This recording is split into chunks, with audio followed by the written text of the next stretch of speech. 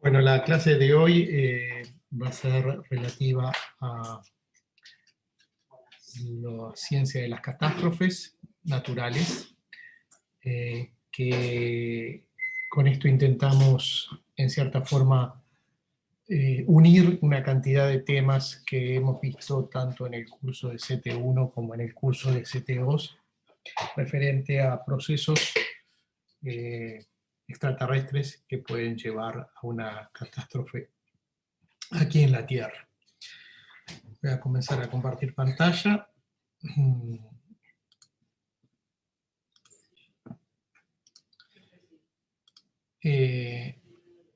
Bien, la imagen que ustedes ven en el fondo de esta diapo introductoria, sin duda la deben reconocer. Digamos, es una pintura muy famosa, ubicada en la Capilla Sistina, el día del juicio final. Y en cierta forma digo, la pongo ahí como introducción porque el tema de las catástrofes, del juicio final, del apocalipsis, ha sido una preocupación permanente en,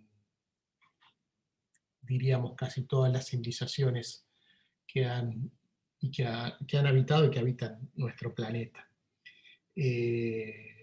Sin duda es una referencia central en la cultura católica o cristiana, pero también ha estado presente bueno, en referencias de otras culturas y sigue estando presente ahora en el presente.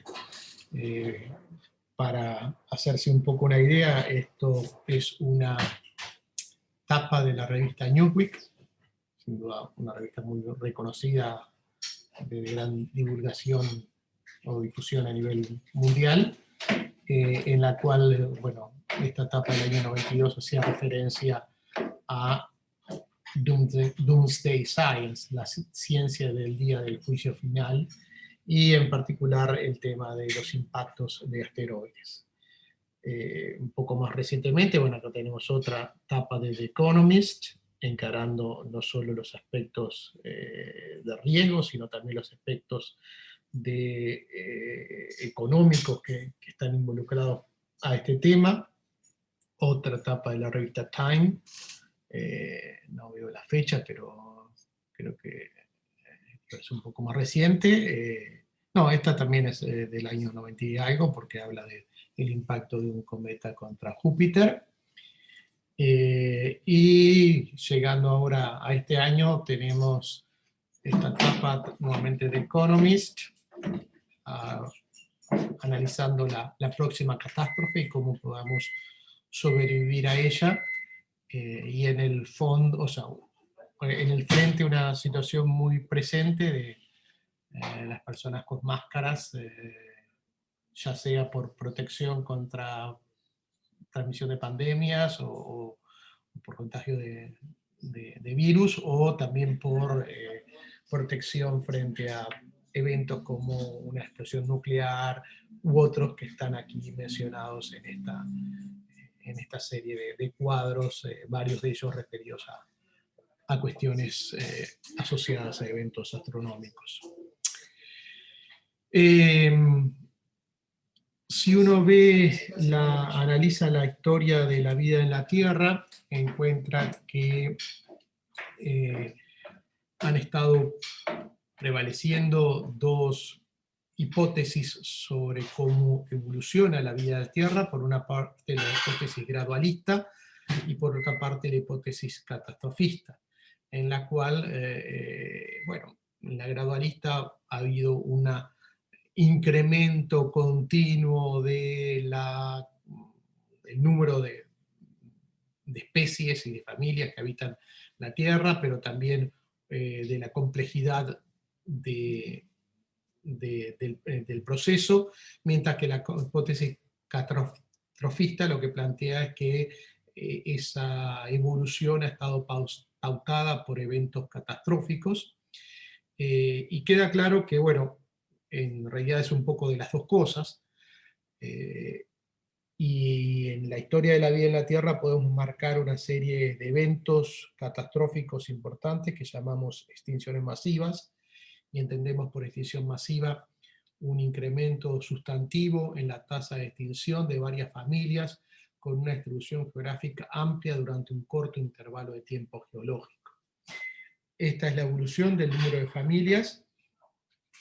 En el presente tenemos el orden, bueno, digo, están estos números acá, me parece que estarían, estaría acá marcado una serie de eventos en el cual, bueno, ha habido un aumento del número de familias, una caída abrupta en un corto periodo de tiempo. Quizás este es el más marcado de todos. Identificamos 5 eventos de este tipo. El último de ellos hace 65 millones de años atrás, que marcó la finalización del periodo que denominamos el Cretácico, y dio paso al Terciario. Otros como por ejemplo la finalización del Pérmico acá hace unos 250 millones de años. Bueno,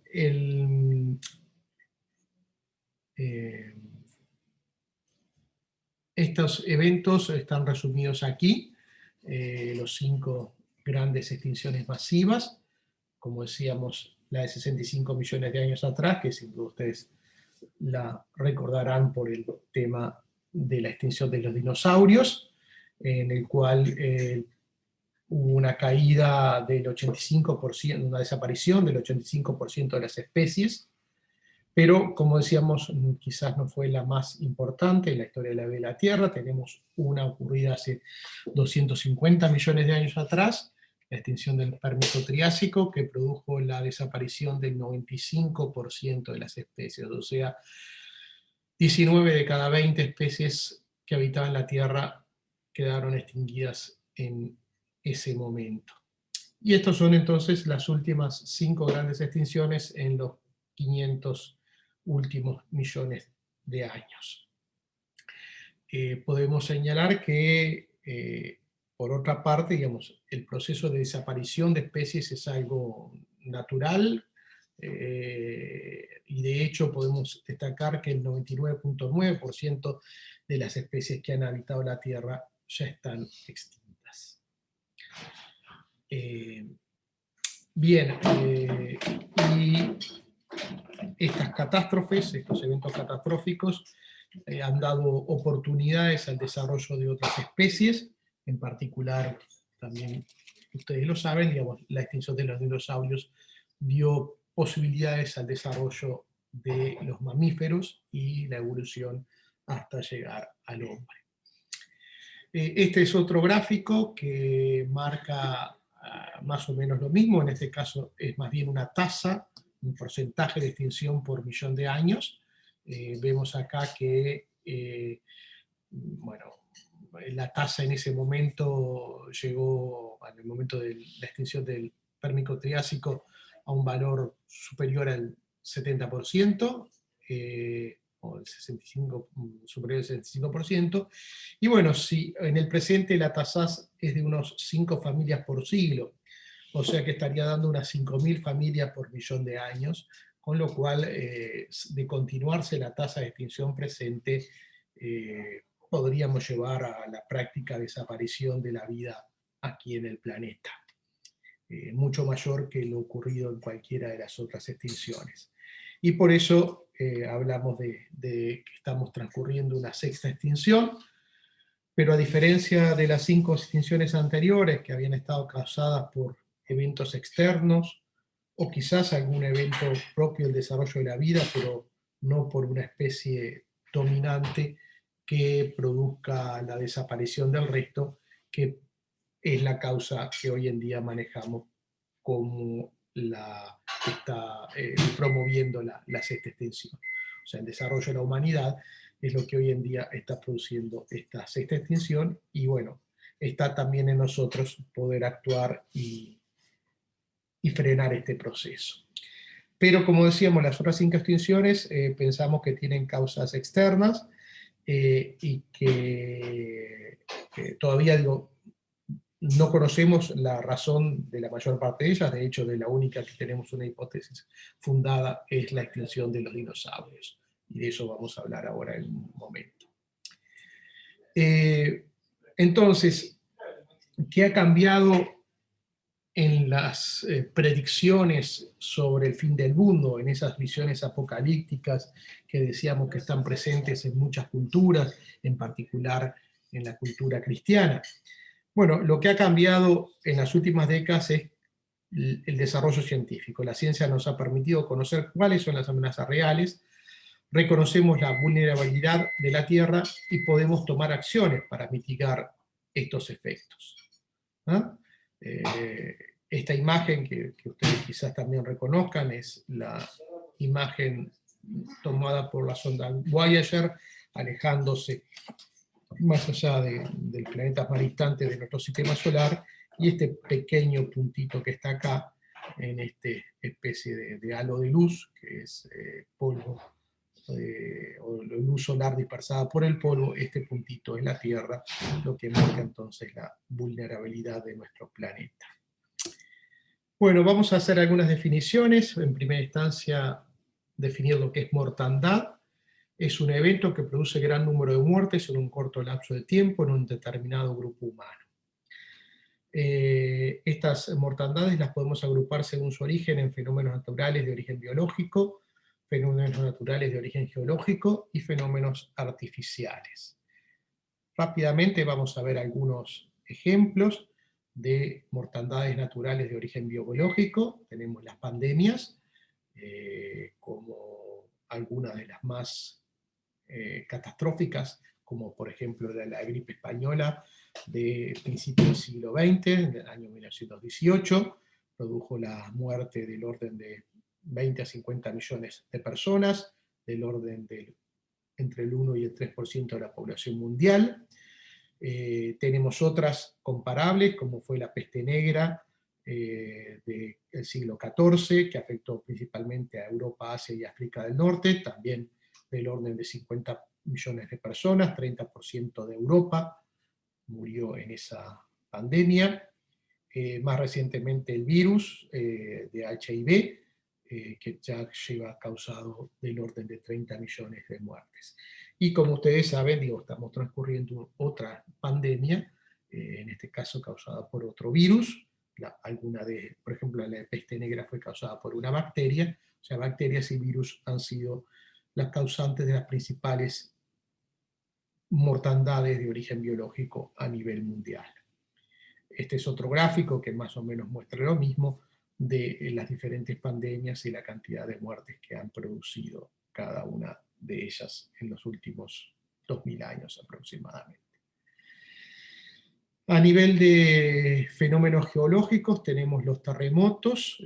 Acá tenemos, por ejemplo, el terremoto más intenso registrado en los últimos 100 años, cuando tenemos registros más o menos precisos, es el terremoto de Valdivia en Chile del año 1960, con una escala Richter de 9.5. No fue el más letal. Se estima que uno de los terremotos más letales ocurrió en el año 1556 en Shanxi, China, y más recientemente el terremoto del Océano Índico de Sumatra, Indonesia, del 26 de diciembre del año 2004, produciendo del orden de 230.000 personas que murieron. Y bueno, también podemos catalogarlos como los más dañinos, en particular el de Japón, asociado a Fukushima del año 2011, causando un costo de unos 250.000 millones de dólares. Pero ven que los números de muertes asociados a terremotos no son tan altos como los asociados a pandemias. A su vez, los terremotos están localizados en la Tierra. Ustedes saben que esto, por ejemplo, es lo llamado el anillo de fuego del Pacífico, una de las zonas con mayor frecuencia de terremotos, donde está Chile, donde está Japón, donde está también aquí Alaska, y que a su vez, asociado al evento sísmico, se pueden generar tsunamis que se pueden transportar o trasladar a lo largo de todo el Océano Pacífico. Otra zona que decíamos importante es la zona acá de Indonesia, Sumatra, etc.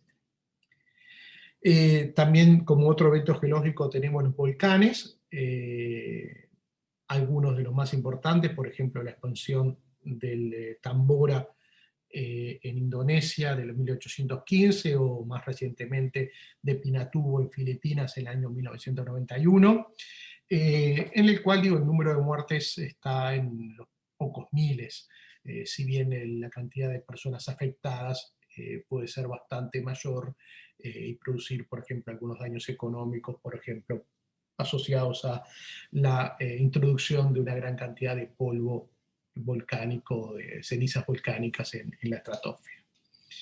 Y después tenemos las mortandades de origen artificial, principalmente las guerras, las causadas por el hombre.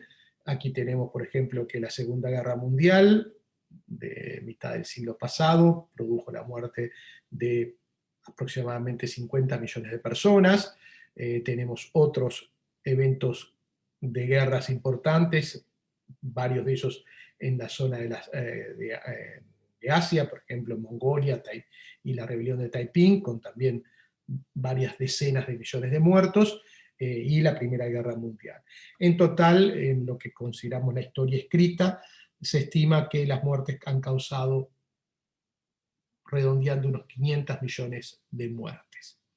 Por lo tanto, como conclusiones de esta primera parte, podemos decir que dentro de los fenómenos naturales, las pandemias han sido las causas de las principales mortandades humanas, tanto las pandemias de origen bacterial como virósicas. Los fenómenos geológicos han alcanzado bajas mortandades y localizadas, pero el registro de eventos geológicos más extremos en el último millón de años. Por ejemplo, erupciones volcánicas masivas o muy extensas, que se piensa, por ejemplo, pueden estar asociadas a alguna de las extinciones de las cuales mencionabas anteriormente, alguna de las 5 grandes extinciones. Las guerras han producido las mayores mortandades durante la historia escrita, y tener presente que el potencial bélico presente hoy en día en la humanidad tiene capacidad de aniquilar a la humanidad y aniquilar gran parte de la vida presente en nuestro planeta. Bueno, bien, pero decimos, y con la experiencia que tenemos hoy en día con el desarrollo científico, pensamos que podemos controlar el desarrollo de una pandemia de origen biológico. Los eventos geológicos, no han habido eventos, o por lo menos la frecuencia no es tan preocupante, y está en nosotros poder controlar que no se desate una nueva guerra mundial de consecuencias catastróficas por el arsenal. Entonces, desde esta perspectiva podríamos decir, bueno, somos optimistas, o podríamos ser optimistas, o sea, el desarrollo científico nos permitiría poder mitigar estas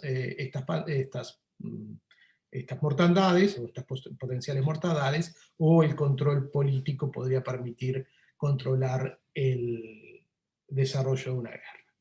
Pero, como decíamos, estas no han sido las principales causas de muerte o de desaparición de especies a lo largo de la historia. Las principales, o algunas de ellas, han estado asociadas a eventos astronómicos. Entonces, ¿cuál y cuándo es la próxima catástrofe? Debemos quizás mirar hacia arriba. Las amenazas astronómicas para la vida en la Tierra. Este listado que tienen acá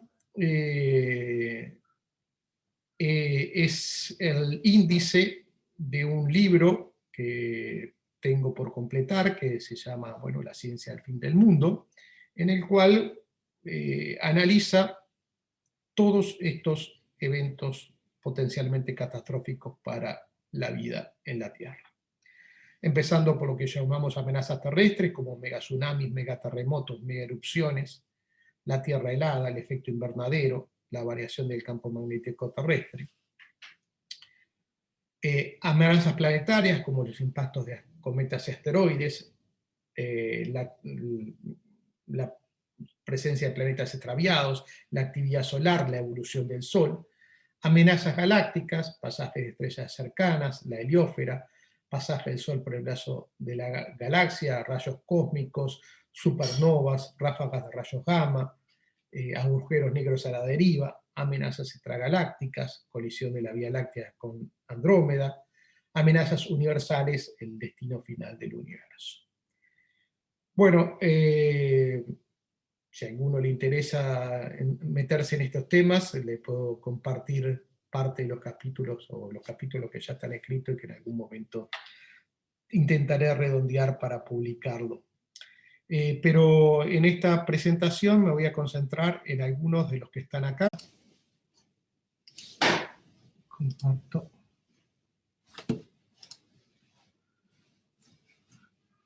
Bien, en esta había quedado, creo, entonces.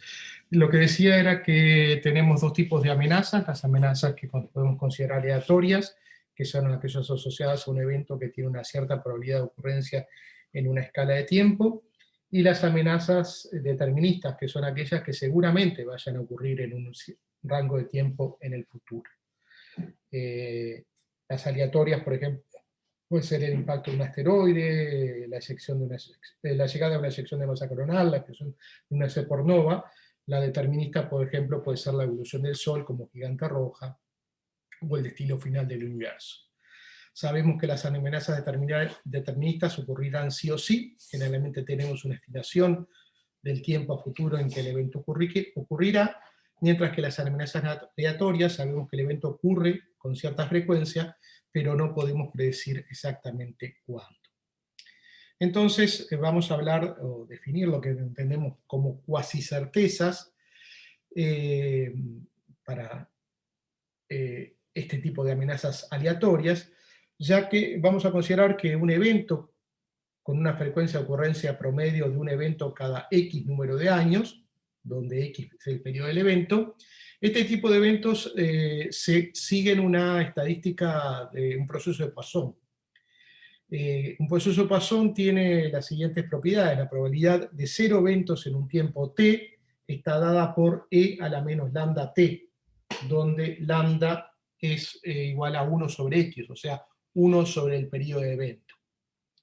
Entonces esa sería la probabilidad de 0 eventos en una escala de tiempo t. Vamos a considerar como certeza de ocurrencia del evento cuando tiene una muy alta probabilidad de ocurrencia en una cierta escala de tiempo. Por ejemplo, si asumimos el valor de 90% de probabilidad, diremos que en un tiempo equivalente a 2.3 periodos típicos del evento, hay una cuasi certeza de que el evento ocurra. O por ejemplo, a 4.6 periodos vamos a tener una probabilidad de que ocurra con más del 99%.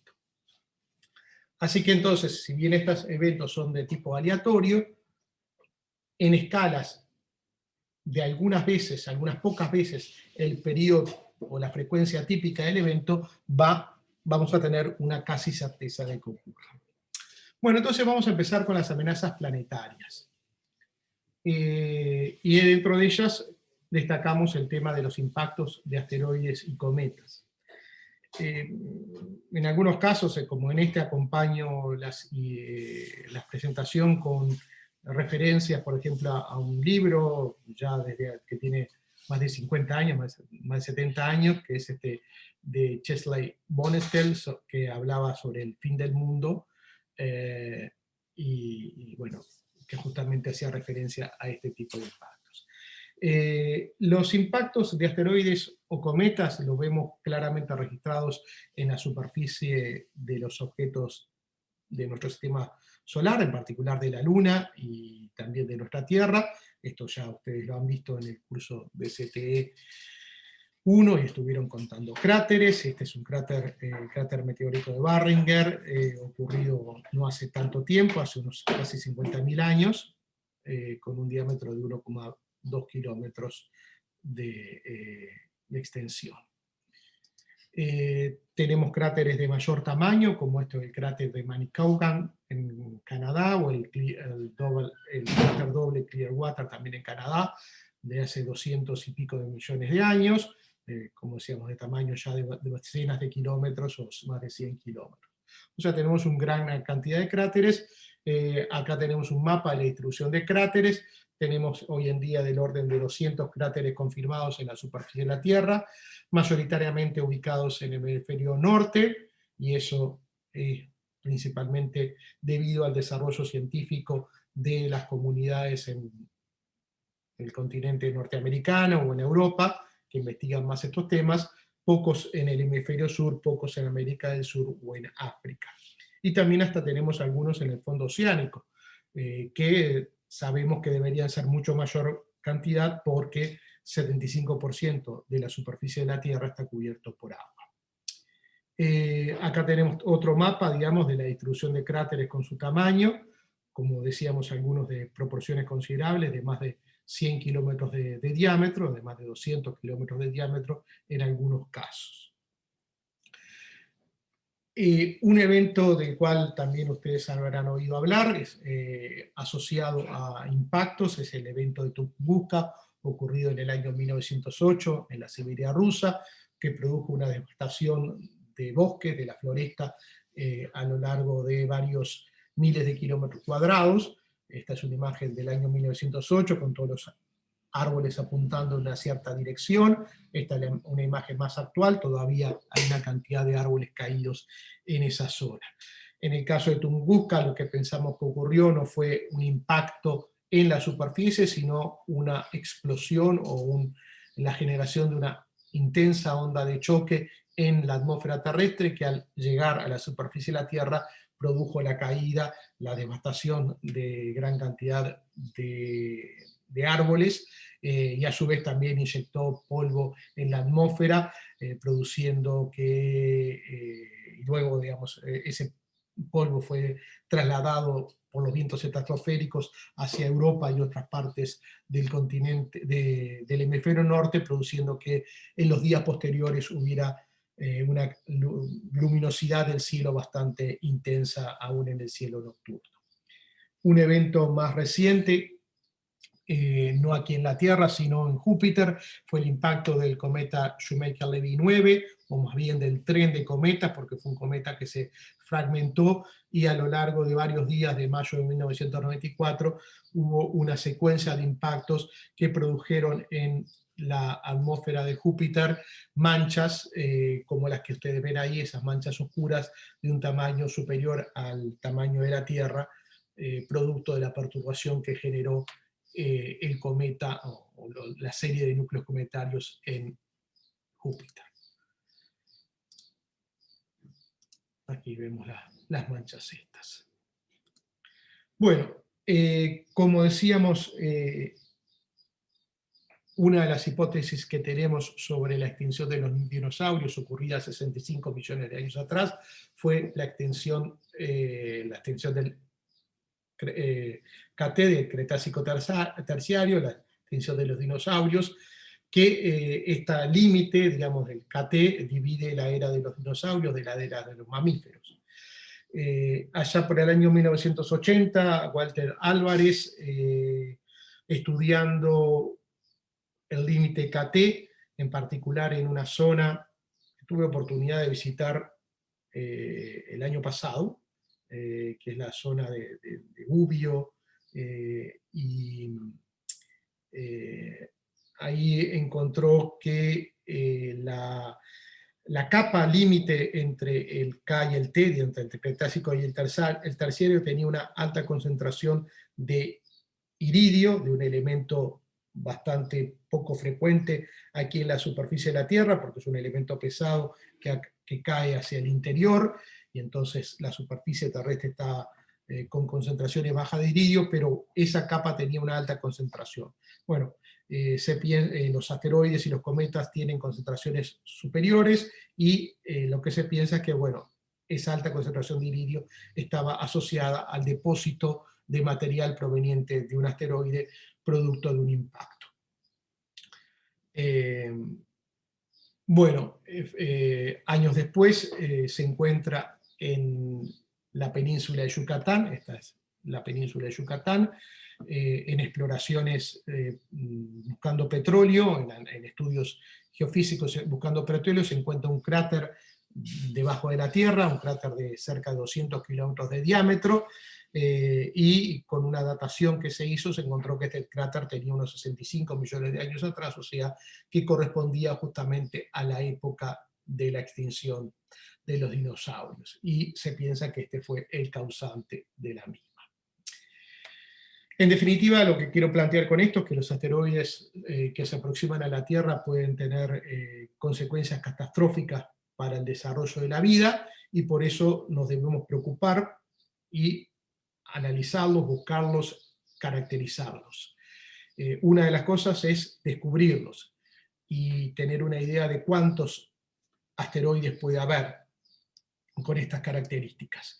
Esta es una distribución cumulativa del número de asteroides cercanos a la Tierra, NEAS por su sigla en inglés, en función de diversos parámetros como ser el diámetro o su magnitud absoluta. En realidad el primer parámetro que conocemos es su magnitud absoluta, que la podemos transformar en diámetro, que la podemos transformar en energía del impacto, porque la energía del impacto va a ser la energía cinética, o sea, un medio de la masa por la velocidad al cuadrado. Y entonces, bueno, tenemos en el eje de las X estas alternativas, y en el eje de las Y tenemos el número total de asteroides cercanos a la Tierra, y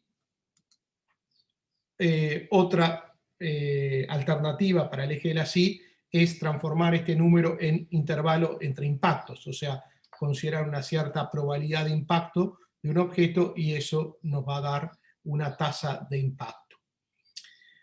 Bueno, ustedes ven que este serían la distribución. Perdón. Esta es la distribución. Encontramos que, por ejemplo, hay 100.000 neos mayores de 140 metros, que impactan cada pocos miles de años, del orden de 1.000 neos mayores de 1 kilómetro que impactan cada 1.000.000 de años, o unos pocos, menos de 10 neos mayores de 10 kilómetros que impactan cada 100 millones de años. El evento de Chicxulub, que era el cráter del KT, estaría en esta categoría por acá, un evento que tiene una frecuencia de ocurrencia de una vez cada algunas decenas, varias decenas o 100 millones de años, producido por el impacto de un asteroide o cometa de unos 10 kilómetros de diámetro. Pero un objeto de este tamaño, de 1 kilómetro de diámetro, que impacta cada aproximadamente 1.000.000 de años, podría producir una consecuencia catastrófica aquí en la Tierra. Y esto es un poco lo que tenemos planteado acá.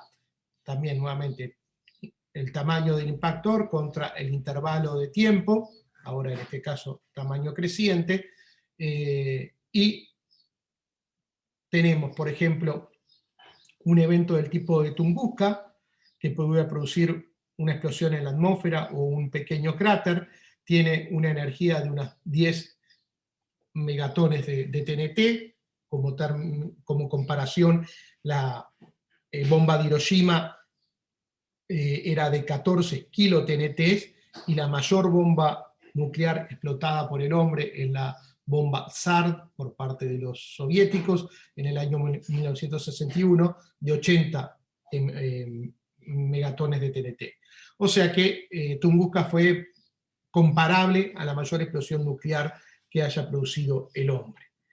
Pero tenemos, bueno, otros eventos aún más catastróficos. Por ejemplo, un evento que podría ocurrir cada 1.000.000 de años, que podría producir la muerte de millones de personas, quizás varios cientos de millones de personas, con una destrucción, por ejemplo, del orden de 80 megatones de TNT. O si no, un evento que podríamos catalogar de finalización de la civilización o extinción de la civilización, como fue el impacto de Chicxulub, de 800 millones de megatones de TNT.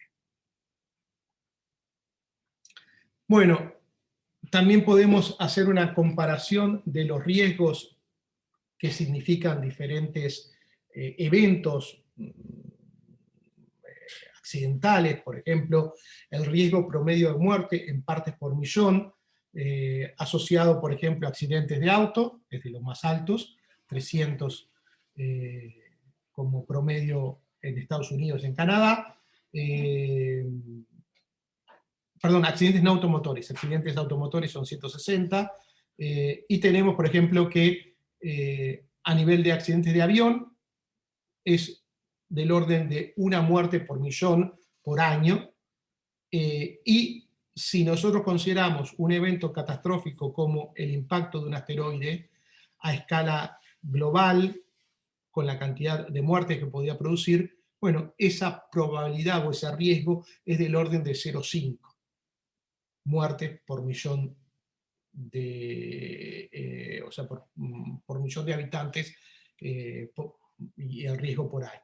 Entonces es un número bastante comparable a otros eventos que nosotros, digo, nos preocupamos y que destinamos bastantes recursos para su mitigación, como es el tema de los accidentes de avión. Entonces, bueno, decíamos, esto produjo la extinción de los dinosaurios. La ventaja que nosotros tenemos es que estamos en condiciones de poder afrontar este evento, o por lo menos estamos camino hacia eso. No obstante, quiero señalar que si bien el impacto de asteroides es la hipótesis más aceptada sobre la extinción de los dinosaurios, no es la única. Hay otros eventos, como por ejemplo volcanismo masivo, o grandes eventos volcánicos que también se piensa que podrían estar asociados. En particular, uno de ellos es la existencia de lo que llaman los Deccan Traps en la India, en la actual India. Los Deccan Traps son grandes provincias volcánicas, grandes extensiones de lava que cubren una región de varios miles de kilómetros cuadrados. No son las únicas, hay otra que se conoce como, por ejemplo, las Siberian Traps, pero las Deccan Traps tienen una edad comparable a los 65 millones de años. Y se especula que podrían haber sido también causantes de una extinción. Hay un hecho interesante, una cierta asociación interesante, que si uno considera el paleomapa de la Tierra hace 65 millones de años atrás, o sea, tomando en cuenta la deriva continental y el desplazamiento de las placas continentales, encuentra que Chicxulub y los Deccan Traps están en prácticamente las antípodas. No exactamente, pero no muy lejos de las antípodas. Aquí vemos Chicxulub y acá vemos la India hace 65 millones de años atrás.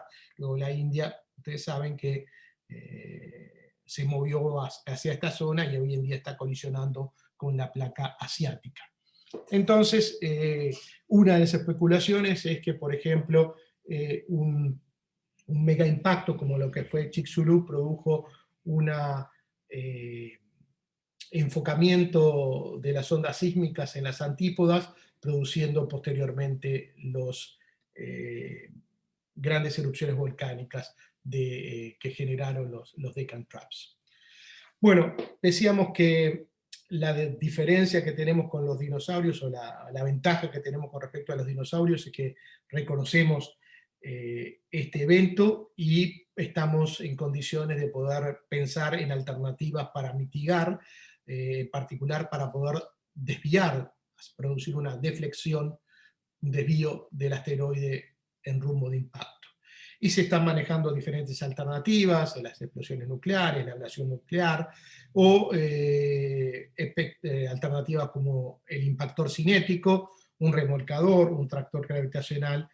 Algunas de ellas ya están siendo testeadas. Por ejemplo, el año que viene la NASA envía una sonda, que es la sonda DART, para impactar un asteroide y producir un testeo, digamos, de la técnica del impactor cinético para desviar un asteroide. Participo, digamos, de los grupos de trabajo que están colaborando con esa misión, y estamos desarrollando algunos experimentos asociados a esta tecnología, digamos, a esta alternativa. Bueno, vamos a hablar de otros eventos planetarios, amenazas planetarias, como ser la actividad solar. Aquí vemos el Sol en diferentes longitudes de onda, vemos las manchas solares. Estas manchas solares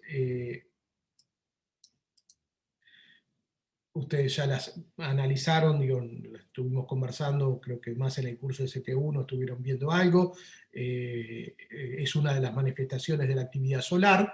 Aquí vemos un detalle de las manchas y de la estructura granulada que tiene la superficie solar, la fotografía solar. Las manchas tienen un ciclo de 11 años, en el cual el número de manchas viene desde un mínimo, pasa por un máximo y vuelve a un mínimo, en una escala, como decíamos, de 11 años.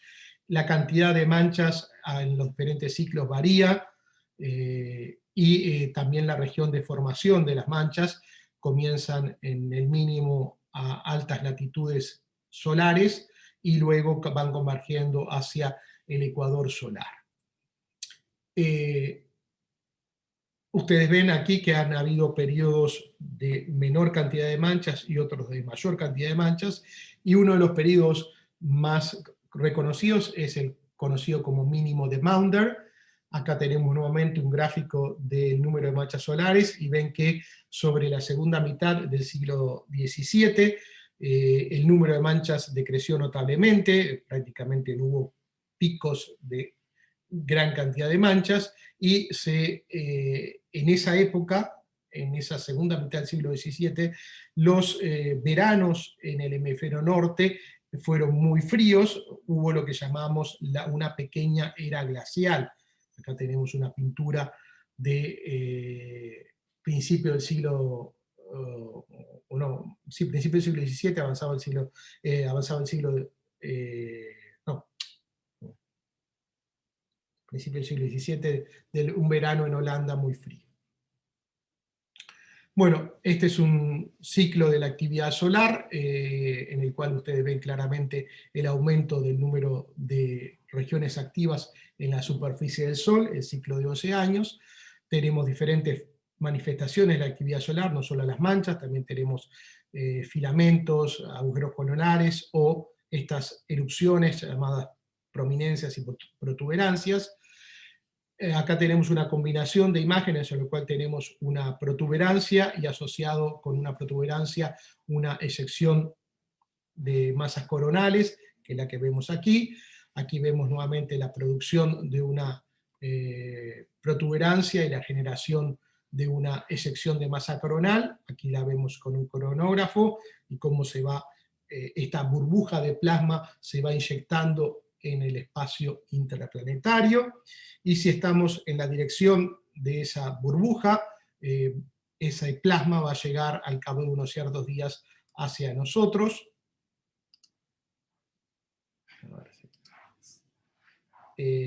Bueno, aquí nuevamente otra eyección de masa coronal.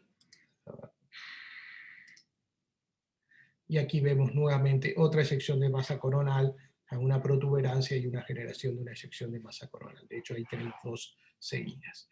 Bueno, estas eyecciones de masa coronales pueden estar, como decíamos, dirigidas hacia la Tierra, y en ese caso van a interactuar con el campo magnético terrestre. Demoran del orden de unos 3 días en llegar hasta nosotros. Bien, aquí vemos cómo va evolucionando esta burbuja de plasma, y que decíamos demora unos 3 días en llegar, y al llegar a la Tierra y a las inmediaciones produce una interacción con el campo magnético terrestre, una compresión de las líneas de campo, y puede producir fenómenos como las auroras boreales, que ustedes ven en este video. Esto ocurre en las cercanías de los polos magnéticos. Ahí tenemos auroras boreales, es un espectáculo maravilloso. Este año tuve oportunidad de verlo in situ allá en el norte de Noruega. Si bien las auroras son muy espectaculares, en principio no tendrían causas directas para la vida aquí en la Tierra, pero sí hoy en día tienen este tipo de interacciones con una CME, con una coronal mass ejection, tiene perturbaciones para diferentes aspectos tecnológicos o elementos electrónicos que tenemos presentes aquí, desde perturbaciones en los satélites artificiales que estarían orbitando en torno a la Tierra en el momento de la llegada, generación de corrientes ionosféricas, burbujas de plasma que producen perturbaciones en las señales provenientes de los satélites,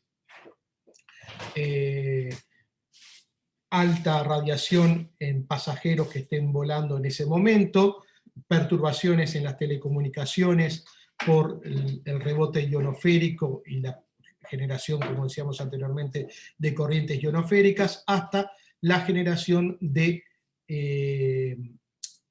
corrientes geomagnéticas inducidas en las líneas de alta tensión o en grandes ductos metálicos que haya aquí en la Tierra, ya sean para uso de telecomunicaciones, también en otros como pueden ser oleoductos y demás. Así que entonces estos serían diferentes fenómenos que podrían producir una CME. En el año 1859, un astrónomo Carrington estaba observando una serie de manchas y fulguraciones en la superficie solar y al cabo de unos días se produjo aquí en la Tierra una observación de un gran número de auroras que se llegaron a observar no solo desde el hemisferio norte, de las cercanías de los polos, sino también a latitudes intermedias como el Caribe o el norte de América del Sur. Se produjo también el colapso del telégrafo. El telégrafo en ese momento era uno de los principales mecanismos de comunicación de larga distancia, y sin duda quizás uno de los avances tecnológicos más importantes de la mitad del siglo XIX. Lo que se piensa es que asociado a estas manchas y fulguraciones que observó Carrington ocurrió una CME. Las CME recién fueron descubiertas en la década de los 70 y 80, así que no conocíamos anteriormente de su existencia, y bueno, la llegada de esta CME produjo una perturbación del campo geomagnético y la generación de corrientes geomagnéticas inducidas que produjo el desperfecto en el telégrafo. Si hoy en día ocurriera una CME de las características del evento Carrington, estimamos que las consecuencias económicas superarían los cientos de miles de millones de dólares, y estimamos que un evento de este tipo puede ocurrir cada pocos cientos de años. A su vez también tenemos que tener presente que el campo magnético terrestre es cambiante. Tenemos un polo geomagnético norte y un polo geomagnético sur, pero en realidad tenemos una estructura mayoritariamente bipolar, pero con otros polos secundarios. O tenemos en este caso una estructura más de tipo cuadripolar, en el cual tenemos un polo geomagnético secundario y una anomalía magnética, un mínimo de la intensidad del campo magnético que está ubicado en esta zona aquí sobre nosotros, que es lo que llamamos la anomalía magnética del Atlántico Sur, que se ubica en este momento sobre el sur de Brasil, Paraguay, noreste de Argentina y Uruguay. Esta es la zona del campo magnético de la Tierra de menor intensidad, en la cual hay una cantidad de desperfectos muy grandes, muy frecuentes de los satélites que pasan por encima nuestro, como lo ven aquí en estos Memory Upset del satélite WOSAT, justamente es en esta región de mínima actividad. Pero lo preocupante quizás para la vida es el hecho de que el campo magnético terrestre tiene una variación en escala de tiempo de cientos de miles de años o de millones de años, produciendo, por ejemplo, lo que es la inversión de la polaridad del campo magnético terrestre. En este gráfico que tienen acá, ven la polaridad con un cierto color y la polaridad inversa con otro color. Y esto es en escalas de, bueno, acá tenemos 1 millón de años, o sea, estamos hablando de algunos cientos de miles de años. Por ejemplo, la misma polaridad que tenemos hoy en día es la que ha perdurado en los últimos 800.000 años aproximadamente. Pero ustedes ven que han habido cambios bastante frecuentes. La pregunta es, bueno, ¿qué ocurre en el momento de cambio de polaridad? O sea, pasamos de polaridad norte a polaridad sur, el campo magnético y qué podría llegar a ocurrir en ese breve lapso de tiempo en el cual la polaridad se invierte. Desaparece, digamos, el campo magnético se reduce a una mínima expresión, y como decíamos, el campo magnético es un escudo de protección frente a partículas energéticas provenientes del Sol, el viento solar en términos generales, pero también las CME de las cuales hablábamos anteriormente. Este es un gráfico de la evolución del momento del dipolo magnético de los últimos cientos de miles de años, perdón, o decenas de miles de años. O sea, acá tenemos los últimos 50.000 años, y estos son los últimos 300.000, vemos que han habido momentos en los cuales este dipolo prácticamente se hizo cero. O sea, no llegó a producirse una inversión, pero sí se redujo notablemente. Bueno, y hay algunas especulaciones de que puede haber algunos eventos de extinción asociados a estos momentos. Bueno, otro efecto que tenemos es la evolución del Sol. Nuevamente acá otra imagen de este libro del fin del mundo. Esto fue lo que vimos en parte cuando hablamos de astrofísica estelar. Sabemos que el Sol comienza con una distribución de hidrógeno y helio en más o menos 70%, 70-30, un poco menos, al inicio, pero el hidrógeno se va convirtiendo en helio a través de la fusión nuclear, esencialmente en la zona central. Y bueno, en este momento estamos más o menos en esta situación, ya bien en el interior del Sol podríamos decir que ya no tenemos hidrógeno, y su proporción va disminuyendo a medida que nos vamos alejando. Esto va a llevar a que al cabo de un cierto tiempo el Sol consuma todo su hidrógeno de la parte central y comience su fase de evolución hacia una gigante roja, Helium Flash, el Asymptotic Giant Branch, y finalmente la eyección de una nebulosa planetaria y la producción de una enana blanca. Eso fue lo que estuvimos viendo en el tema astrofísica estelar de evolución estelar. Las escalas de tiempo de esto las tenemos acá. Decíamos, llevamos del orden de unos 5.000, 4.500 millones de años desde la formación del sistema solar. Tenemos todavía que el Sol debería transcurrir por lo menos del orden de 9.000 millones de años en la secuencia principal, o estaríamos a mitad de camino, quizás un poquito menos de la mitad todavía para que evolucione hacia una gigante roja. Luego va a tener una fase de gigante roja, gigante amarilla, nebulosa planetaria y enana blanca. Pero al transformarse en una estrella gigante roja, va a producirse una expansión por su propio nombre, y eso va a generar problemas aquí en la Tierra. Finalmente, el destino final del Sol va a ser una estrella enana blanca de este tipo. Va a generar este tipo de nebulosas planetarias, pero lo que nos preocupa más es qué es lo que va a ocurrir con la temperatura del Sol, con el radio del Sol y con su luminosidad. Estamos aquí en el presente, unos 4.500 millones de años después de la formación del Sol. Los próximos 6.000, hasta diría casi 7.000 millones de años, no van a haber cambios sustanciales. La temperatura efectiva medida aquí en la Tierra, digamos, va a permanecer más o menos, perdón, la temperatura efectiva del Sol va a permanecer más o menos la misma. Va a haber un leve incremento del radio, pero no sustancial, y un incremento de la luminosidad.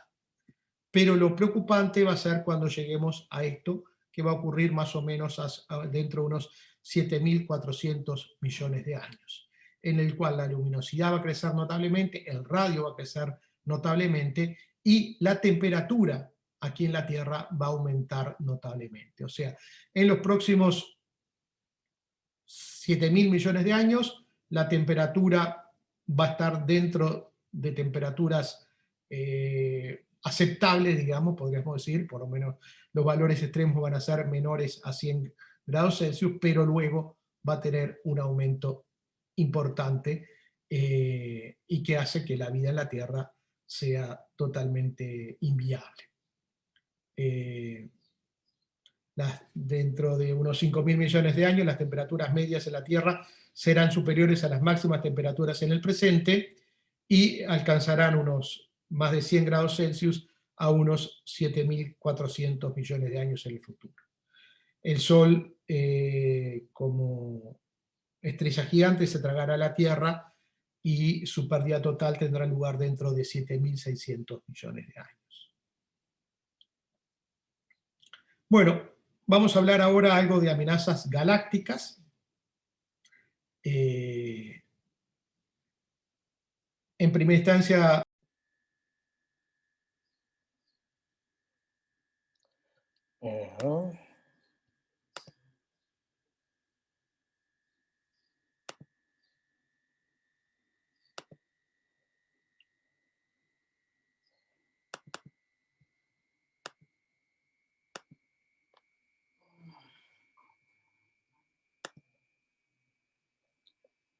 Bueno, están viendo entonces ahora sí la pantalla, y vamos a hablar de las amenazas galácticas. Habíamos hablado de la Vía Láctea y la estructura que tiene la Vía Láctea, en la cual podemos identificar un bulto central, el centro galáctico, donde está el centro galáctico, un disco, un halo y una serie de cúmulos globulares distribuidos más o menos esféricamente respecto al centro galáctico, y el Sol, como decíamos, no está ubicado en el centro de la galaxia, de hecho estamos hablando de una galaxia espiral barrada con una barra central. Bueno, no voy a entrar mucho en el detalle, después si quieren ustedes lo pueden ver en la presentación. Tener en cuenta entonces que el Sol se está moviendo en torno al centro galáctico con una velocidad de unos 220 kilómetros por segundo, pero se mueve conjuntamente con otro grupo de estrellas. Por lo tanto, en referencia a las estrellas de la región o a la zona que llamamos el Local Standard of Rest, el Sol se mueve unos 15 kilómetros por segundo y tiene una trayectoria inclinada que hace que se aleje y se acerque del plano galáctico. El periodo en torno al centro galáctico es de unos 240 millones de años y a su vez hace una oscilación vertical con una amplitud de unos 85 parsec y un periodo de 70 a 80 millones de años. O sea que cruza el plano galáctico cada 40 millones de años. La última vez que pasó por el plano galáctico es hace unos 2-3 millones de años. Esto es lo que decíamos del Local Standard of Rest, que es la región, digamos, que se conmueve, digamos, mueve conjuntamente con el Sol en torno al centro galáctico.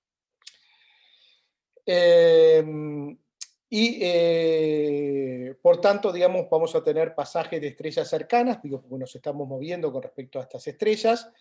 Acá tenemos las estrellas más cercanas a nosotros, en términos de distancia en años luz, y las que podrían llegar a tener algún tipo de acercamiento. Decíamos que el Sol se mueve entonces con respecto a este Local Standard of Rest a unos 15 kilómetros por segundo, la velocidad relativa de encuentro con estas estrellas es del orden de unos 25 kilómetros por segundo, porque tenemos que sumar cuadráticamente las velocidades. Bueno, algunas de estas estrellas son las que se podrían llegar a aproximar a nosotros.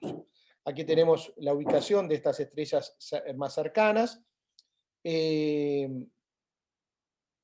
Algunos de estos son sistemas múltiples, y podemos tener un registro de lo que son las últimas apariciones o acercamientos de estrellas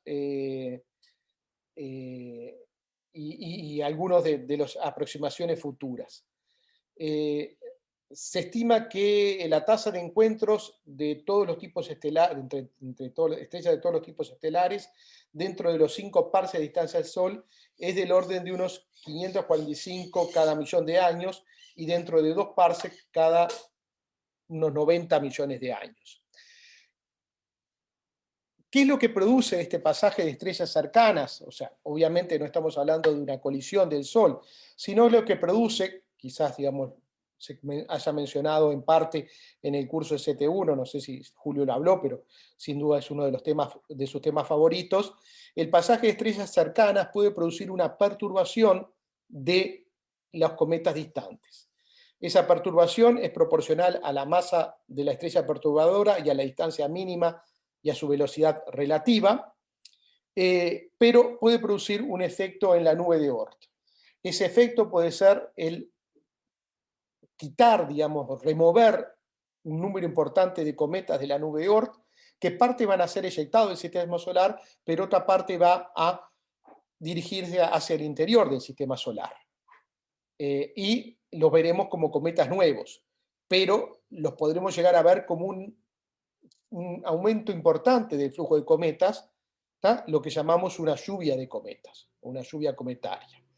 En una escala de tiempo que puede ser de varios miles a millones de años, porque como son objetos muy distantes, son objetos que se mueven muy lento, entonces una perturbación que va a ocurrir en un cierto momento recién la vamos a observar después de un cierto tiempo.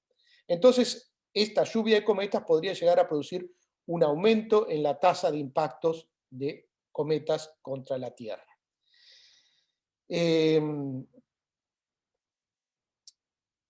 Bueno, se pueden hacer estimaciones, por ejemplo, que dependiendo de la distancia a la cual haya ingresado la estrella, y podría llegar a ingresar hasta a escalas de región planetaria.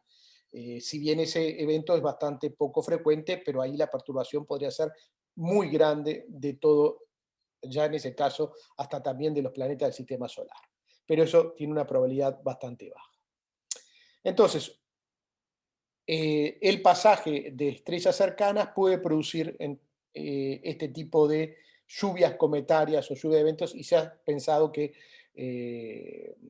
hay algunas especulaciones de que ya no han habido y han tenido ocurrencia este tipo de eventos y han habido mayores tasas de impacto en algún momento por una lluvia cometaria.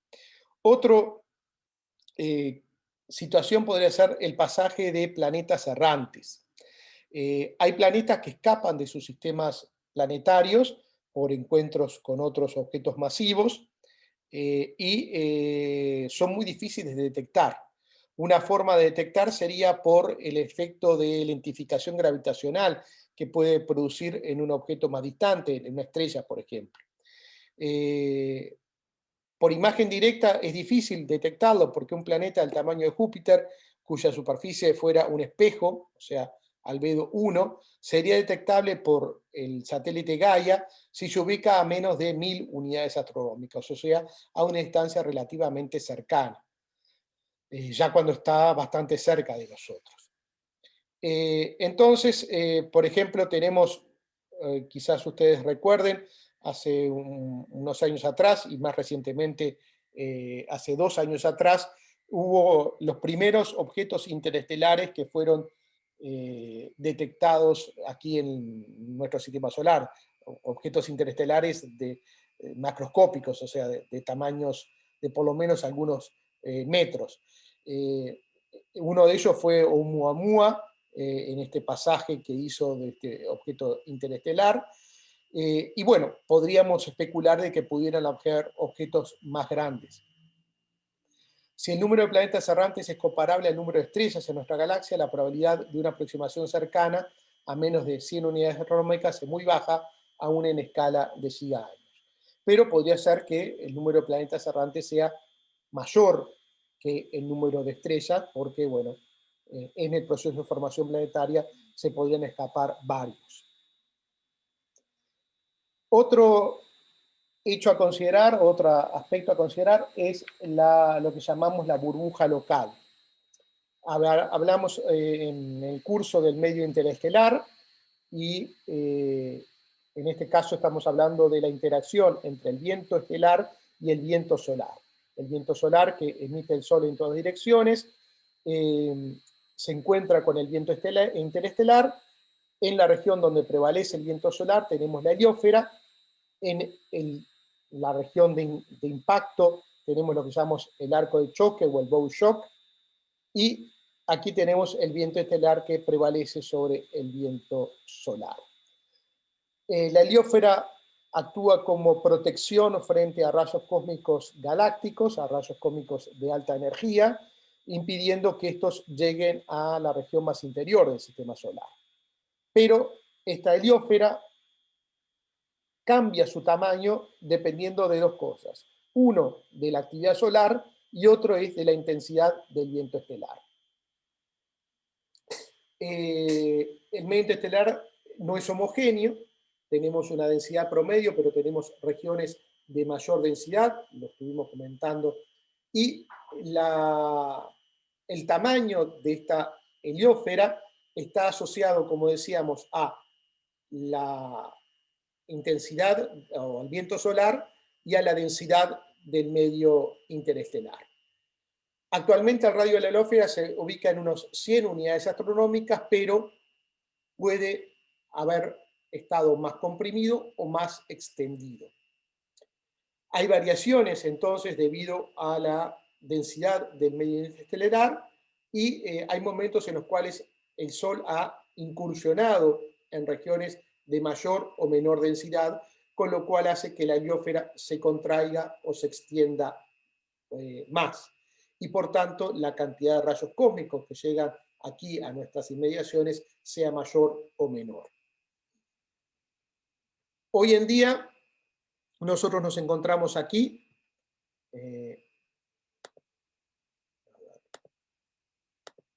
Nosotros nos encontramos, esto es lo que llamamos la burbuja local. El Sol se ubica en el presente dentro del brazo espiral de Orión, al interior de una cavidad, una burbuja donde la densidad es muy baja. Se denomina esta región como la burbuja local.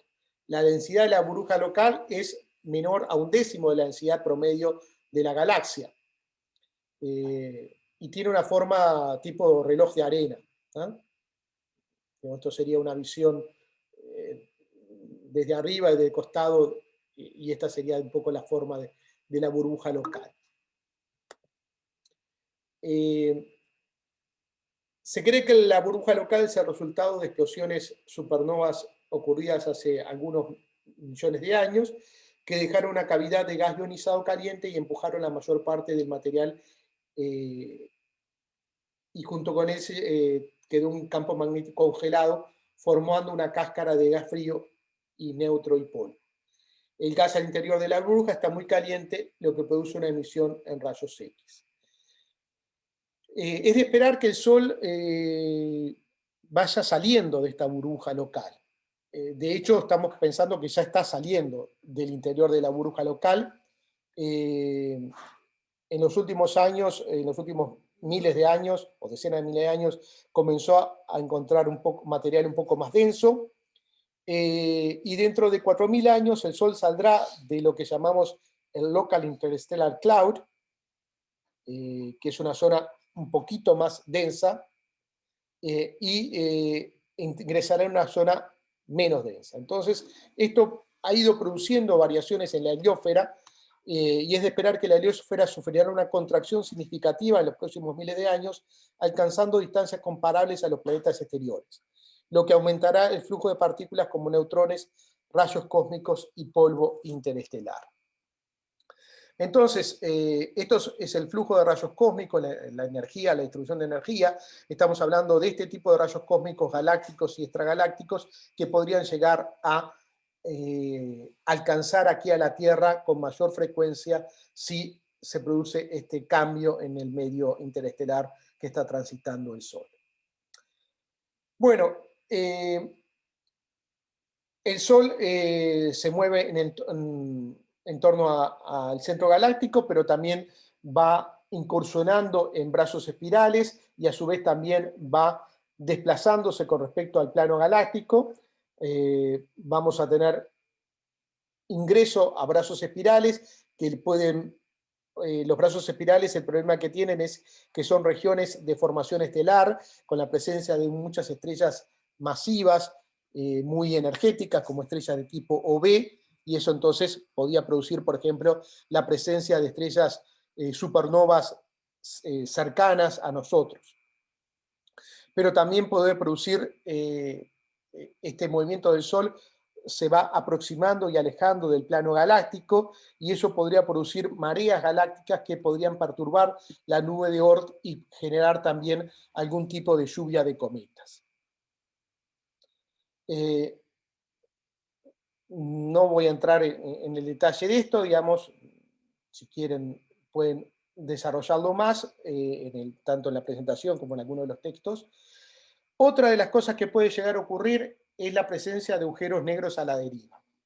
El agujero negro más cercano que tenemos a nosotros se encuentra a unos 1000 parsecs, es de una estrella binaria y lo detectamos por la presencia de rayos X. Además tenemos el agujero del centro galáctico, pero ese está bastante más distante. El problema de los agujeros negros es que si no están interactuando con otra materia cercana, son muy difíciles de detectar, podrían detectarse por la presencia de una deformación de tipo lente gravitacional, ¿ah? Por ejemplo, un agujero negro relativamente cercano podía producir una deformación de este tipo si estuviera, por ejemplo, en la dirección hacia el plano galáctico.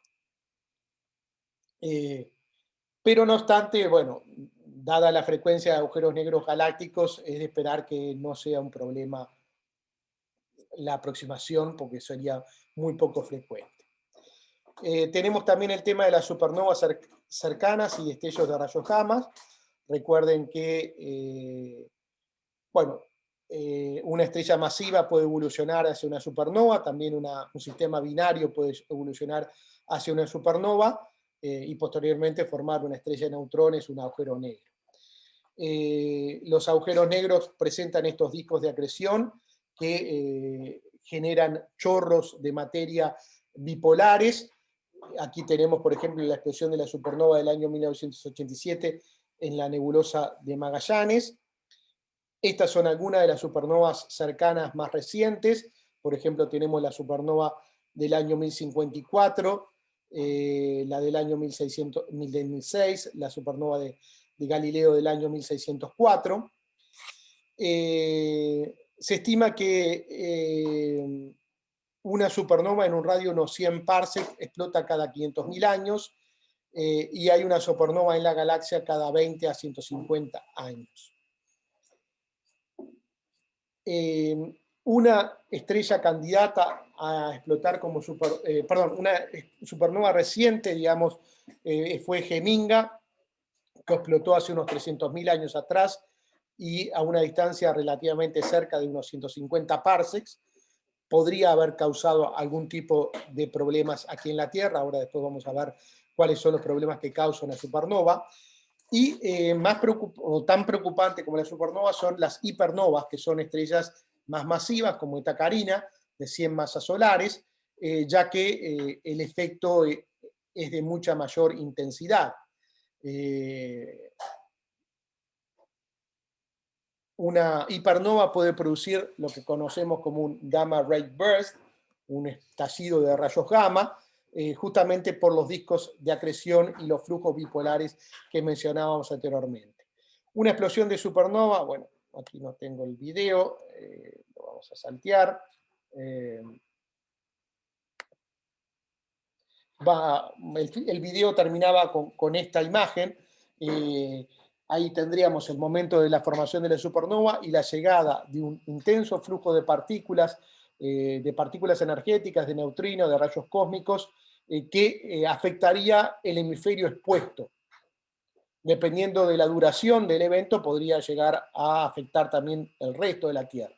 Pero produciría en el hemisferio expuesto una intensa flujo de partículas muy energéticas. Y a su vez, en el caso de una explosión de rayos gamma, si el flujo bipolar está justamente dirigido en la dirección en la cual nosotros nos encontramos, bueno, lo que tendríamos es radiación muy energética, rayos X y rayos ultravioleta llegando de muy alta intensidad, pero también partículas. De las candidatas a supernovas más cercanas, las que nos debemos preocupar son estas que están aquí, que son estrellas o tipo supernova 1A o tipo supernova 2, que, bueno, están en diferentes grados. Una de las que a veces ha especulado algo en los últimos meses fue de Betelgeuse. Betelgeuse, ustedes saben, está en la constelación de Orión, está a una distancia de unos 200 parsecs, y se ha visto una variabilidad de Betelgeuse en los últimos meses que se pensaba que podría ser indicio de una inestabilidad. Y después tenemos algunas supernovas, en particular Eta Carina, que está a una distancia de 2,3 kiloparsec, pero no es la única. Hay algunas hasta más cercanas que también podían producir consecuencias importantes aún a estas distancias. ¿Qué es lo que produciría una explosión de rayos gamma? Bueno, en el hemisferio opuesto, un intenso flujo de radiación de alta energía por algunos segundos, una ionización de la atmósfera, posible pérdida de la atmósfera, destrucción de la capa de ozono, a nivel global una lluvia ácida, reducción del ozono a nivel global y una destrucción del plancton, que como ustedes saben es base de la vida en la Tierra. ¿Cuáles son las amenazas de tipo extragaláctico? Bueno, debemos tener presente que nuestra galaxia forma parte de un grupo local donde tenemos otra galaxia de tamaño comparable a la nuestra, que es la galaxia de Andrómeda, y después una cantidad de galaxias más pequeñas, galaxias satélites tanto a nosotros como la galaxia de Andrómeda. Lo preocupante es la evolución de Andrómeda porque no es completamente certero, pero hay una posibilidad de que Andrómeda esté en rumbo de colisión con la Vía Láctea. Hoy en día Andrómeda se encuentra a unos 770 kiloparsec y dependiendo, esta es una evolución posible de Andrómeda y dos evoluciones alternativas dependiendo de los valores de la velocidad y la dirección del movimiento, pero en principio podríamos estimar que Andrómeda en unos 4.000 millones de años se aproximaría a unos 80 kiloparsecs del centro de nuestra galaxia, y esto podría producir, bueno, una colisión galáctica al estilo de lo que están ocurriendo en estas galaxias que vemos aquí, y a ver, y lo que produciría, bueno, es un aumento de la frecuencia de colisión y encuentros cercanos entre estrellas, un aumento de la tasa de formación estelar, si bien ya dentro de 4.000 millones de años nuestra galaxia va a estar más evolucionada, con menor cantidad de gas y polvo, la fusión de los agujeros negros supermasivos de los centros galácticos, una posible aproximación nuestra al agujero negro supermasivo de Andrómeda, dependiendo de cómo se dé la colisión, y posiblemente como resultado de esto sería la formación de una nueva galaxia, posiblemente una galaxia elíptica gigante, y el resto de las galaxias pertenecientes al grupo local se irían uniendo a esta galaxia supermasiva. A ver, bueno, este sería lo que veríamos si ocurriera esta colisión entre Andrómeda y nuestra galaxia. Este sería el cielo visto desde la Tierra, lo que podría estar ocurriendo. O sea, gran cantidad de estrellas en formación y hasta posiblemente explosiones de estrellas. Bueno, y para terminar, voy a hablar de las amenazas universales, o sea, cuál es el destino final del universo, algo que ya también estuvimos viendo al principio del curso, el hecho de que el universo se formó en el Big Bang, hubo una expansión inicial enlentecida y hoy estamos transcurriendo hacia una expansión de tipo acelerado que está fundamentado en las observaciones, por ejemplo, de las supernovas distantes. Este es, digamos, el esquemita o la animación que representa la evolución del universo, primero en forma lenta, luego acelerándose esa expansión del universo, y como decíamos también en aquellas clases, bueno, cuáles son el destino. Posiblemente el destino sea el Big Rip, la gran desmembramiento. Para resumir todo lo que vimos, bueno, voy a hablar ahora en términos de escalas de tiempo. ¿Cuáles son las certezas que tenemos en diferentes escalas de tiempo? ¿Qué certezas tenemos en escalas de décadas o siglos? Bueno, en escala de siglos tenemos la certeza de que un objeto impactará con la Tierra con consecuencias catastróficas para un área equivalente a un pequeño país, de algunos cientos de miles de kilómetros cuadrados, por ejemplo, del tamaño de Uruguay. Un evento al estilo Tunguska, pensamos que pueda llegar a ocurrir en una escala de algunos siglos.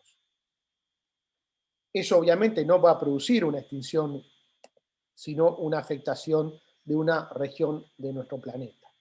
También pensamos que en escala de siglos se producirá una tormenta solar y una CME, una eyección de masa coronal, que afectará a la gran mayoría de satélites artificiales y tendrá consecuencias sobre gran parte del equipamiento electrónico en la superficie de la Tierra. Recordemos que las eyecciones de masa coronales se detectaron recién en el año, o sea, se reconocieron su existencia recién en el año 1971, y por tanto, digamos, no tenemos registros de este tipo de eventos más allá del evento Carrington y las consecuencias que tendría a nivel del desarrollo tecnológico son más presentes hoy en día que hace algunas décadas atrás. Estos son los efectos que veíamos. ¿Qué certezas tenemos en escalas de varios decenas de miles a millones de años? Bueno, también refería a un impacto. En este caso ocurrirá un impacto de un asteroide o cometa que podría producir una extinción masiva de la vida en la Tierra. Eso en una escala de algunos millones de años. Tenemos la certeza de que puede ocurrir a menos que nosotros logremos desviar el asteroide. También tenemos la certeza de que va a haber una inversión del campo magnético terrestre, pasando por un periodo que no sabemos de qué extensión, en la que la intensidad del campo magnético será muy baja. Por lo tanto, desaparecerá el escudo que nos proteja del flujo de partículas energéticas provenientes del Sol, el viento solar y las CMEs. También tenemos la certeza que en una escala de algunos millones de años va a explotar una supernova no relativamente cercana, o sea, que pueda una supernova cercana lanzando un intenso flujo de partículas energéticas hacia el sistema solar. Bueno, casi funciona el video. Este era el video que no funcionó. Primero ver la explosión y luego la llegada de ese flujo de partículas afectando, decíamos, esencialmente uno de los hemisferios terrestres. ¿Qué certezas tenemos en escalas de millones, de miles de millones de años, de gigaaños? Bueno, la evolución del Sol. El Sol evolucionará a una estrella gigante roja, expandiéndose hasta engullir a la Tierra en una escala de unos 7.600 millones de años. La vida en la Tierra se hará imposible y la Tierra misma desaparecerá posiblemente. También tenemos el impacto de galaxia, la galaxia de Andrómeda colisionará con la Vía Láctea, lo que aumentará las chances de colisión o pasar a ser tan cercano de estrellas masivas. Y finalmente las certezas, entre grandes signos de interrogación, en escala de billones, de 10 a la 12 años, el destino final del universo. El universo seguirá expandiéndose en forma acelerada, disminuyendo su temperatura, se volverá un universo oscuro y frío, la aceleración de la expansión producirá un desgarramiento de la materia, lo que conocemos como el Big Rip. Bueno, y entonces empecé con alguna referencia apocalíptica o del Apocalipsis y la Capilla Sixtina, termino nuevamente con otra referencia apocalíptica, del Apocalipsis de San Juan, diciendo, bueno, bienaventurado el que lee y oye las palabras de estas profecías y guardo las cosas en ellas escritas porque el tiempo está cerca.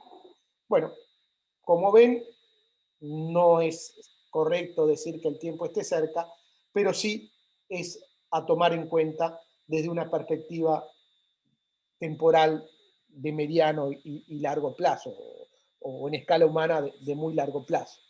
Pero en escala geológica podríamos decir de mediano y largo plazo. Así que bueno, con esto entonces termino la presentación y doy paso a algunas preguntas si quieren.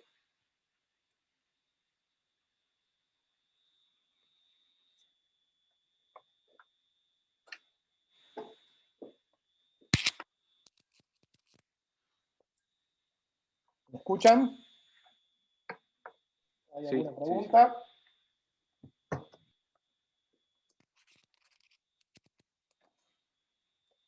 Oiga. No personal, no, profe. ¿No? Profe, dice Anti. Una pregunta. Yo tengo una pregunta.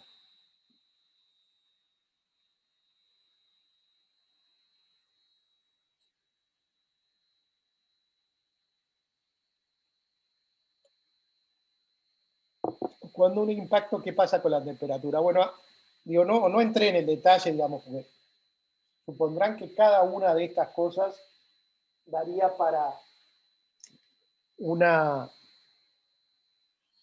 cantidad de estudios y de consideraciones. Pregunta si hay un periodo que aumenta y luego baja por el polvo inyectado. Bueno, la secuencia de fenómenos que se dan sí es bastante variada. Un impacto de gran escala como el de Chicxulub, inicialmente lo que hace es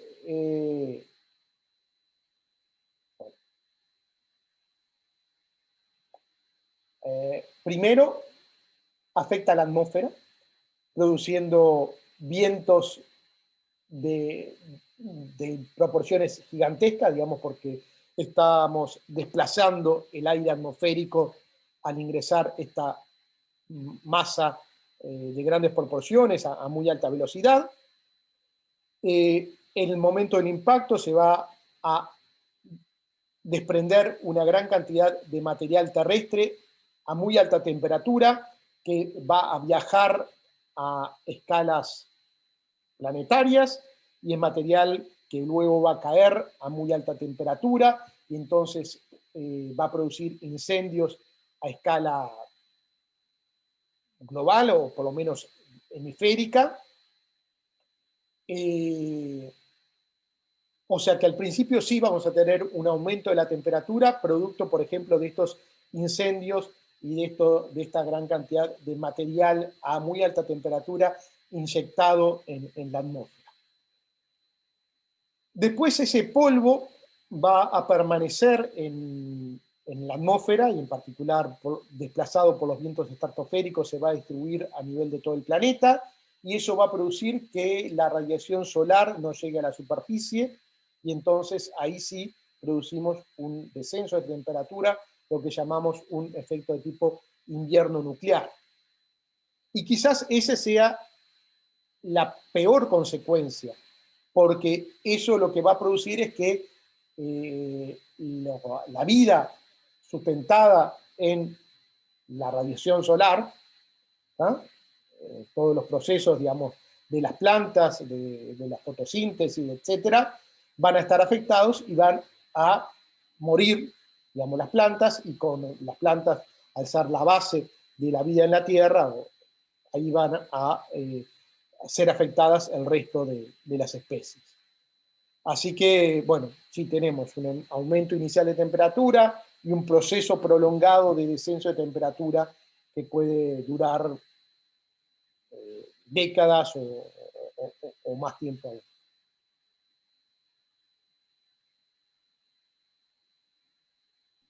No sé Profesor, si... bueno, perdón, esto no tiene nada que ver casi, pero está. O sea, no tiene que ver con los impactos. Igual si sobrevivimos a todos, o sea, si sobrevivimos ponele, ¿no? Nos mudamos a otra estrella y sobrevivimos a la extinción del Sol, y después sobrevivimos al impacto con Andrómeda, y después sobrevivimos a cualquier cosa cualquier piedra que quiera lanzar Dios, por poner un nombre. Después igual, o sea, con el tema del Big Rip, por ejemplo, sí que no habría ningún tipo de escapatoria. O sea, ya está. Sí, a ver, sin duda, digamos, las preocupaciones también son función de una escala de tiempo. Bueno, sí. Pero este tema, digo, yo lo he conversado en varias oportunidades con algunos colegas filósofos. De hecho, el libro este que estamos por publicar, digamos, por terminar, es conjuntamente con un colega, con un filósofo de la Universidad de Montevideo. Eh, y claro, desde la perspectiva filosófica es interesante plantearse el tema porque en filosofía, digamos, las escalas de tiempo no son relevantes. O sea, eh, a lo que voy es que son preguntas que van más allá del tiempo. ¿Ah? Entonces, nos da una certeza de que, bueno, algo va a ocurrir. ¿Ah? Si las hipótesis que tenemos sobre la evolución del universo se confirman. Entonces ahí se plantea lo que es la diferencia entre, y más digamos si uno lo vincula con temas teológicos, la diferencia entre fin y finalidad. O sea, hay un, digamos, desde una perspectiva más teológica, está el tema de, bueno, cuál es el fin de, de la especie humana, y bueno, si el fin en definitiva va a ser, el destino final va a ser, digamos, la destrucción, por lo que sea, bueno, nos plantea, digamos, una serie de interrogantes muy interesantes. Así que, sí, sin duda, digamos, frente a eventos como el destino final del universo, no tenemos ningún tipo de posibilidades de, de mitigación. Por lo menos no ahora y a nuestro entendimiento, ¿no? No desde ninguna perspectiva física, creo, pero bueno. Claro, o sea, no sé si leyó la última, ¿cómo se llama? La última pregunta de Isaac Asimov. No, Es un cuento que va de eso. ajá, Realmente la última pregunta es si se puede revertir la entropía, porque bueno, el uh-huh, universo la ah, entropía constante y a la homogeneidad, y el ser humano se hace por primera vez esa pregunta en el año 2142 o algo así, y entonces es tipo todo un avance de la humanidad y cómo la pregunta se sigue presentando y se sigue presentando a pesar de que la humanidad sigue evolucionando y nos volvemos, yo qué sé, casi que dioses, pero la uh-huh, pregunta está ahí y al final se termina resolviendo. Y bueno, no le voy a contar todo el libro, el cuento en realidad, que son 5 páginas, o sea, vale totalmente la pena. está bien. Bueno, Ya para filosofar, se lo recomiendo, está. Pasame después el título. por supuesto. Bueno, ¿alguna pregunta más? No, No, perfecto. no, nada más. Bueno, nos vemos el jueves a las 8 de la mañana. ¿Ah? Ok, Yo espero ahora termino de publicar el orden, digamos, pero en principio sí, los de la mañana darían en la mañana y los de la tarde dan en la tarde. ¿Ah? perfecto. Perfecto, Bueno, profe. Bien, chao. gracias. Chau, chau. Nos vemos. En Uruguay. Sí, o sea, en relación a este tema hay varias cosas que hacemos en relación al tema de las catástrofes. Por una parte, sí, una de las líneas de investigación es lo referente a los impactos. Y en ese sentido, bueno, desde lo que es la observación de lo que llamamos bólidos o meteoros muy brillantes, digamos que serían el- las partículas más pequeñas, o no las más pequeñas, pero bueno, las más pequeñas son las estrellas fugaces, pero un poquito de pequeño tamaño, de algunos centímetros o metros que ingresan a la atmósfera de la Tierra, y en eso estamos instalando una red nacional de detección de bólidos, que tenemos ya instaladas 6 cámaras y pensamos instalar unas 20 en todo el país, que el objetivo justamente es, bueno, detectar desde varias estaciones en forma simultánea y poder determinar la trayectoria. Otra de las líneas de investigación asociadas a esto es el estudio de los asteroides y considerándolos como aglomerados de partículas. Creo que eso lo comentaba cuando hablábamos de cuerpos menores del sistema solar como medios granulares, y en particular vinculado a eso estoy participando en los grupos de trabajo de una misión de la NASA, la misión DART, que en los próximos días, bueno, creo que la semana que viene o la próxima ya va a ser enviada para que en septiembre del próximo año, del 2022, haga impacto en un asteroide y sea un poco un testeo de las técnicas de desvío de asteroides por impacto. Esa sería otra línea. También hemos estado investigando cráteres de impacto y meteoritos aquí en la Tierra, o sea, meteoritos que se han recogido, en particular uno que se recogió aquí en Uruguay, en San Carlos, y también estudiando cráteres de impacto en la región, un cráter de impacto en Perú. Esa es otra línea de investigación asociada a todos estos temas. También en lo que hace a la actividad solar seguimos, o sea, hacemos algún tipo de trabajo relativo al monitoreo de la actividad solar y en particular a la incidencia de los rayos cósmicos.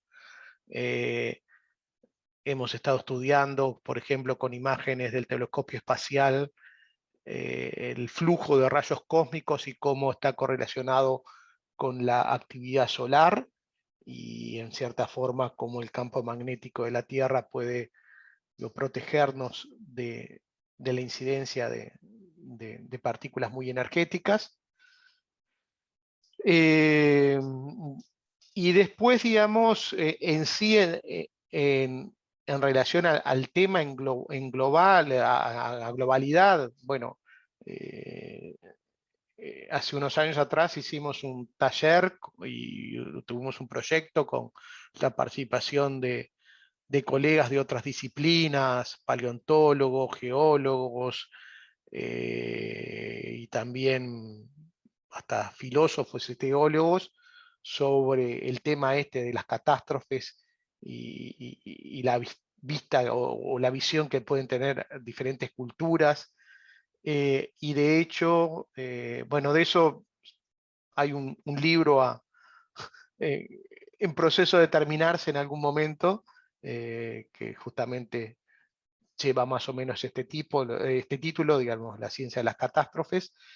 Y también el año que viene estoy organizando un simposio de la Unión Astronómica Internacional que se va a hacer en Corea del Sur, en la Asamblea General, que tiene el título de Riesgos astronómicos para la vida en la Tierra, Astronomical Hazards for Life on Earth. Ese va a ser un simposio que va a ser en agosto del año que viene, que justamente, bueno, abarca la totalidad de estos temas. Por eso, bueno, ahí en una parte creo que el principio de la presentación dice La ciencia al fin del mundo, libro por completar. Bueno, eso ya está muy escrito, hay que redondearlo y compaginarlo, pero que más o menos abarca, bueno, todos los temas que están ahí planteados. ¿Y dónde estudian la vigilancia de los posibles meteoros que pudieran impactar? Bueno, sí, Uruguay? eso diría que también es otra de las líneas de trabajos.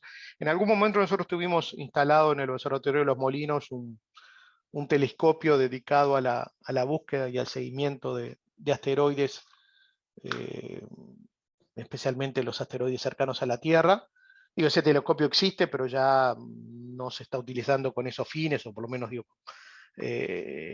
hoy en día el desarrollo, eso fue sobre el principio de los 2000, por ahí 2002, 2003, con el desarrollo tecnológico hoy en día esto ha sido superado por otra cantidad de instrumentos de mayor porte, pero bueno, participamos, hay una hay una serie de grupos internacionales que trabajan en esto. Uno es se llama International Asteroid Warning Network, red internacional de alerta de asteroides, que integro el comité organizador de esa red, que justamente, bueno, la idea es coordinar observadores de todo el mundo que bueno, trabajen y hagan el monitoreo. Esto se hace no desde un solo lugar, sino desde muchos observatorios y con diferentes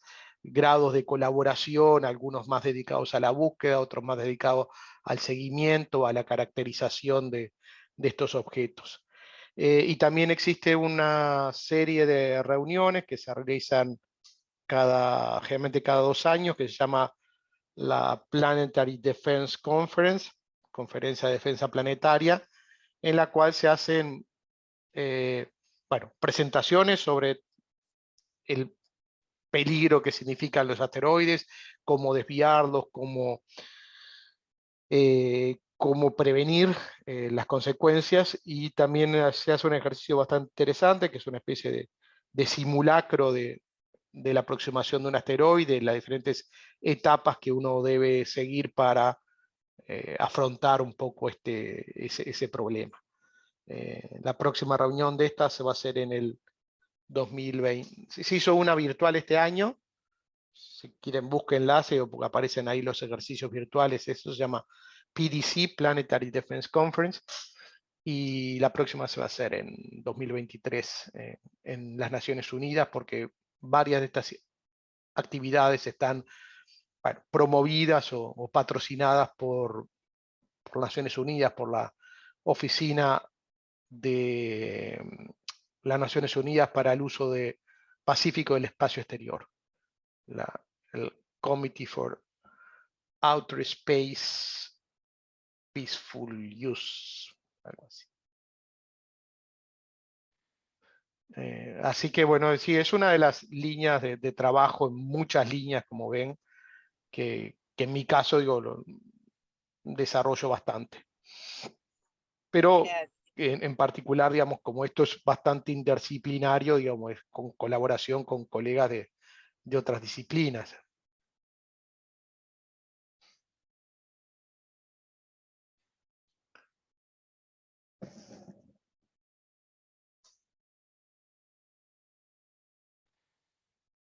Bien.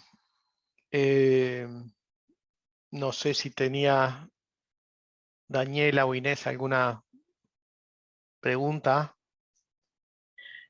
No, yo estuve subiendo un poco las PPT y me pareció interesante todo el tema de las posibles catástrofes.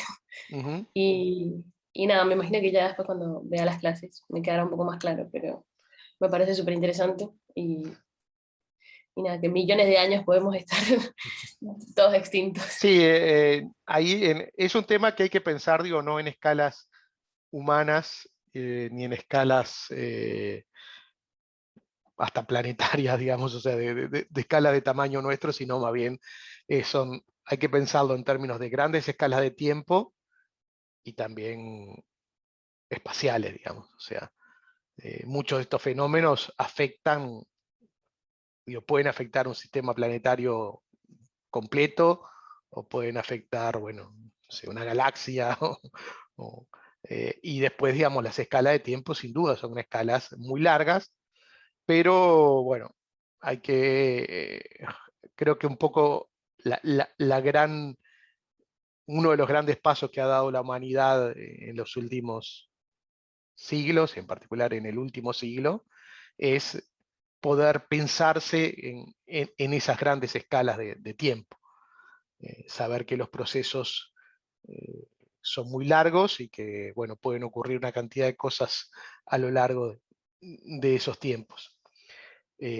Y cómo ese tipo de procesos un poco también está planteado al principio. O sea, hay procesos, lo que está planteado un poco al principio, que dice, a ver, ¿dónde está? Bueno, que ha cambiado las predicciones sobre el fin del mundo, la ciencia las ha cambiado, el tema de que la ciencia nos ha permitido conocer cuáles son las amenazas reales, reconocemos la vulnerabilidad de la Tierra y comenzamos a tomar acciones. Y después hay una parte que dice cuál y cuándo es la próxima catástrofe, entonces, y cuándo es el fin del mundo. Entonces ahí la división que podemos hacer de este tipo de amenazas o riesgos en aleatorias que uno no sabe con certeza cuándo van a ocurrir, pero sabe que sí van a ocurrir en alguna escala de tiempo. Y después las amenazas que podemos decir deterministas, que sabemos que seguramente vayan a ocurrir en un cierta escala, en un cierto tiempo, pero que, bueno, esas escalas de tiempo son mucho más largas. O sea, las aleatorias podrían ocurrir, como cualquier proceso aleatorio, en cualquier momento, ¿no? Pero las deterministas sabemos que sí o sí van a ocurrir. Y para las aleatorias podemos fijar, tomando ahí una expresión que es un análisis de la probabilidad del tipo de procesos, sabemos que con gran certeza, podríamos decir, un cuasi certeza, van a ocurrir en una cierta escala de tiempo.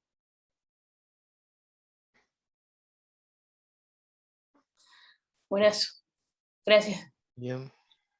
Entonces, los ejemplos típicos, era un poco lo que hablábamos recién, ¿no? Un ejemplo típico de un fenómeno aleatorio es el impacto de un asteroide o un cometa, que, bueno, sabemos que han ocurrido, que van a seguir ocurriendo, pero que tenemos muy poca certeza de cuándo va a ser el próximo, y más si te estamos hablando de escalas de miles o de millones de años, pero sabemos que van a ocurrir. Ahora, una certeza, un fenómeno determinista es la evolución del Sol. Sabemos que en escala de 5, 7, 1.000 millones de años, el Sol va a evolucionar a giganta roja y bueno, y eso va a ser determinante para el futuro de la Tierra. Entonces ahí es un poco la diferencia entre una y otro tipo de certezas.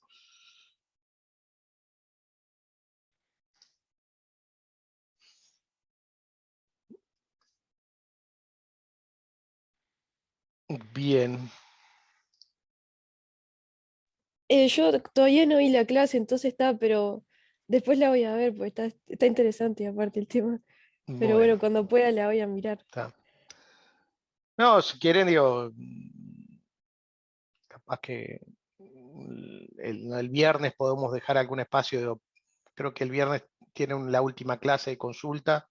Si quieren hacerme alguna consulta, digo, yo me puedo conectar y cualquier cosa me preguntan ahí o si no me mandan un mensaje.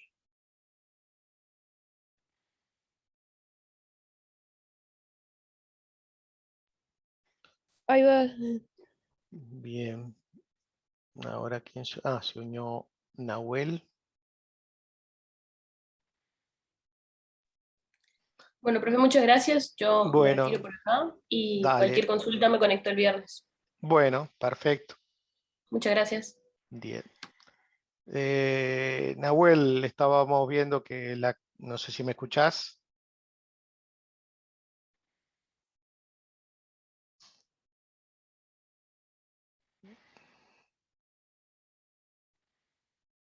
Bueno. No, se retiró. Ah, ahora apareció Lautaro. Está. Dice que se escucha. No, lo que estábamos viendo era que no valía la pena que repitiera la clase que ya está grabada, que está subida en el EVA. Y están también es una presentación muy extensa, digamos, con una cantidad de diapos. Y bueno, estábamos viendo si había alguna consulta, si se habían podido verla. Y si no, bueno, que la vieran y cualquier cosa, digo, me consultan el viernes.